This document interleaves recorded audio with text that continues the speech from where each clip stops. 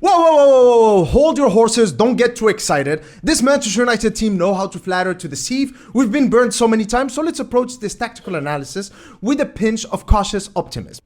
Let's analyze. Alright, so before we talk about the customary footage analysis that we usually do here on the Scarlet Report, let's talk tactics, because in my humble opinion, this is the first instance, or at least the most obvious, blatantly obvious instance of Erik ten Hag costing us the game because of his tactics and his substitutions, and mainly the Mainoo Mctominay substitution. Okay, so we're gonna talk in depth about that, guys. Also, please don't worry about the numbers. I did not change them. Just worry about the shapes that I'm showing you here on the tactical board. This substitution, in my opinion, was extremely poor. Let's take one step back and let's talk about the Aston Villa game. So let's imagine this line right here is the Aston Villa defensive line, because as I told you in that tactical analysis video, they play with a high defensive line. They try to squeeze out the space. It made sense for us to play with Mainoo, Eriksen and Bruno, good passers, and Garnacho, Rashford and Højlund, who are very fast and good at making those runs in behind the defense. That's why we caused them a lot of problems, because we were able to exploit this space here, and that's why we ended up winning the game. Now here is the thing. If I asked any of you, my dear viewers, if I had a coffee with you or a beer or whatever, a meal, and we talked about what is it that you expect from Nottingham Forest, what is it that you expect from Nuno Espirito Santos ahead of this game, most of you would say something along these lines: a mid or low block, organized defensively. That's it. So we know it, and I'm sure that Erik ten Hag and his staff also know it. If they don't, then that's a major problem. But let's say they do.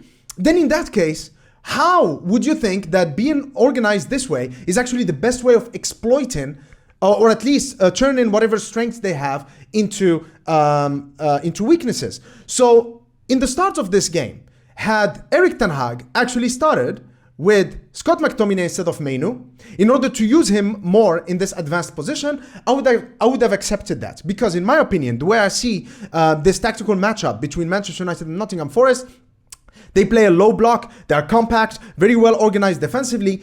Also, the fact that we don't have Højlund and Rashford barely has any presence. He's not really an advanced forward. He barely has any presence in the penalty box.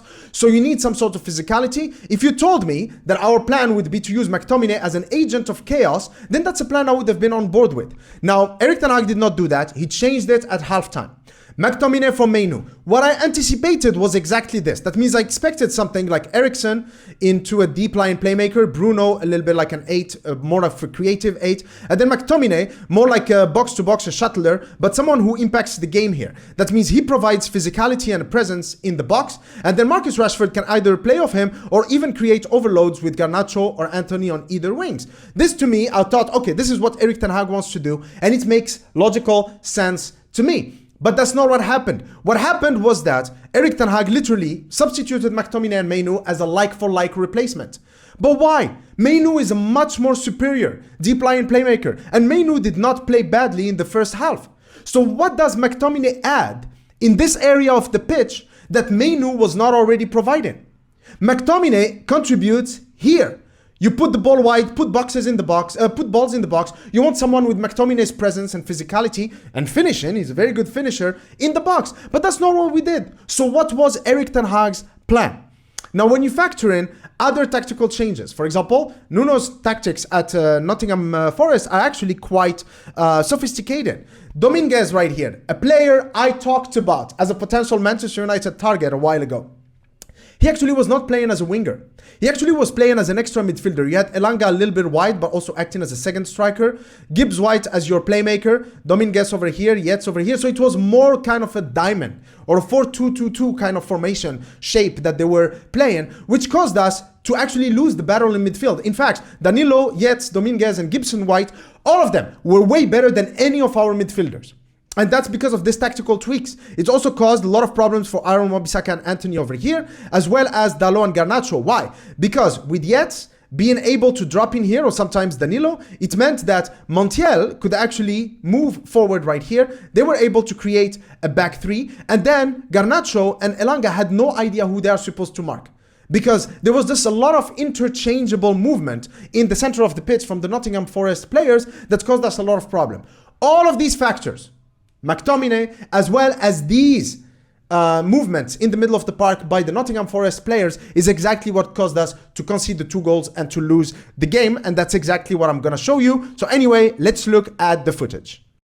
All right, so let's analyze some footage from the game. Here we're going to look at the 2 goals that we have conceded to show you how Scott McTominay completely failed us. And again, which makes it even more peculiar, is why did Erik ten Hag think that Scott McTominay in this particular role, in this position deep here, was the right choice for us at that moment in time, at halftime? I don't understand it. If you guys understand it, if you are seeing something that I'm not seeing, please let me know in the comment section. So anyway, here, let's focus on something, which is actually the defensive shape of Manchester United. Now, as you can see here, Scott McTominay is with Morgan Gibbs-White, Bruno with Danilo, and then Eriksen with Yates. Now, one thing that's going to happen is Yates. This is world-class play from Yates, extremely underrated. What he's going to do is this. He's going to peel off from Eriksen, come in to form a back 3 with these defenders, which means that Montiel here, slowly but surely, is going to actually find himself forward, just marauding into these areas. And he's, as you know, he's going to be the one providing the assist. But this move by Yates, instead of just staying static, he's moving here to provide a back 3 so that Montiel doesn't have to worry much about defense and actually be able to move forward. This is such an underrated move. But anyway, Scott McTominay still with Morgan Gibbs-White, that's fine. Amad here, who also is going to be crucial in this sequence, is Markin Dominguez. As you can see, he's not wide like a winger, but he's actually coming inside as a midfielder. So what's going to happen next is this. You can see Morgan Gibbs-White right here. He's trying to run away from Scott McTominay. Look what he's doing. You see, constantly moving is the kind of movements that we don't see from Manchester United players.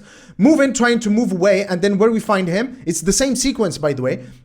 I'm just cutting it to make the sequence shorter. We find him in this area right here. Amad is still very tight on Dominguez. But now, Scott McTominay, as you can see, he's been following Gibbs-White to this point, but now he realizes his job is to actually block this area. He can't follow him forever. Because here, Erik ten Hag is using a zonal marking system. That system is fine. That means players are responsible for whichever opposition player who is in their zone. It's not a strict man marking system, but rather I'm responsible for this zone. Whoever comes into my zone is my responsibility. But the problem with that, you have to be extremely focused, because as your players are changing, permutating between whose responsibility is it to mark who, that actually sometimes can create a window of opportunity that the opposition can exploit. So it has to be flawlessly executed, otherwise you get punished. And in this case, we're going to get punished. So let's look at what Scott McTominay does here. His decision making is extremely amateurish. It's just insane. Look at this. So what he's doing here is that he's trying to occupy this position. You can see Morgan Gibbs-White over there, you see. Amad is, of course, with Dominguez right here. So look at Scott McTominay and Amad. They're going to communicate. Look what he's going to do. Remember, Gibbs-White is over here. Look at Scott McTominay. So what he does is that he looks over his shoulder. Look, you see, he's pointing to Amad. He's like, take Dominguez. That's the player who Amad has been taking since the beginning of this sequence. But what Scott McTominay fails to understand is that Gibbs-White over here is also a source of danger. How can Amad take both of them? Dominguez moved into this area, which is Scott McTominay's area. Scotty should be taking him. Scotty, oh, fuck off, man. What is this? So what happens now? Amad makes a decision, which is to go and mark Gibbs-White over here. And I'll show you why that is important. I agree with what Amad Diallo did over here. But look at Scott McTominay. He's just going forward. Look at our players. Eriksen, Bruno, none of them is taking Danilo. Rashford, they're not involved in our shape. Our shape is compromised. But here, Dominguez is moving here. Nobody's marking him. This is McTominay's zone. As a number 6, this is your zone over here. No, he's not. Look at him. Where are you going? Just aimlessly following Danilo. Now, the ball comes in. Remember, Montiel, World Cup winner, because of Yates dropping deeper in that move I showed you to form a back 3. Now Montiel can move, and because nobody at Manchester United is assigned to mark him, I think Garnacho is probably the one assigned, but of course he's too deep for Garnacho, so he's not following him. So nobody bothered to mark him. Now he's in that half space, extremely dangerous, gets it in there, and Scott McTominay is so far off position that now Dominguez is just there by himself. And of course, he's going to punish you. I have to say, credit to Dominguez and to the Nottingham Forest players. This is a beautiful goal. And it was a sequence that lasted for like a minute and a half of them passing it around. Beautiful goal for Nottingham Forest. But we made it easy because of this, dumb and dumber type of defending. Scott McTominay, if you are playing as a defensive midfielder, you have to protect this area. Anyway, beautiful finish. Onana has no chance. The centre backs have no chance. The game was done by then.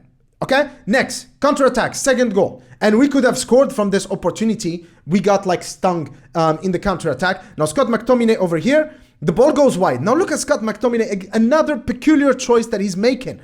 Aaron Wan-Bissaka, as he's retreating back, he's going to occupy that right fullback position to make sure that Hudson-Odoi is marked. Good choice. But Scott McTominay, why is he going next to Dalot? Do you think that Dalot cannot deal with Elanga by himself? Also, Elanga, what is the danger? The danger is not Elanga himself. The danger is the ball that Elanga is going to play into this area. Why is Scott McTominay there? Why is he there? If Aaron Wan-Bissaka is blocking this area, if Wood is taken by Evans and Varane, why isn't Scott McTominay here? Why does he think that he can contribute defensively to us being here? Why? What kind of decision making is this? So anyway, the ball goes in, as you know, towards Gibbs White. Such a talented, such an underrated player. Great striker of the ball. Scott McTominay, you're like at least 3 yards away from where you're supposed to be. You're at least 3 yards out of position. This is extremely dumb. Extremely dumb. And then, of course, beautiful finish. What do you want? You know, like that's it. There is nothing to do. It's beautifully struck. Beautiful goal for Nottingham Forest again. And it hurts because we were this close to score. And then immediately after, they peg us back with this goal. 2-1 for Nottingham Forest. And of course, they win. I could not believe what I saw on the pitch during this game. So anyway, guys, it is an extremely disappointing loss for Manchester United. I'm not going to talk about other stuff right now because I'm really mad, as I imagine you are. Please let me know in the comment section, what do you think of this? Do you see things and read them the way I showed you, or do you have any alternative opinions on this? Please let us know in the comment section below. Turns out it was another false dawn by this fucking shitty squad that we have. Come on, guys. Play with some spine. Play with some passion. Until next time, cheers.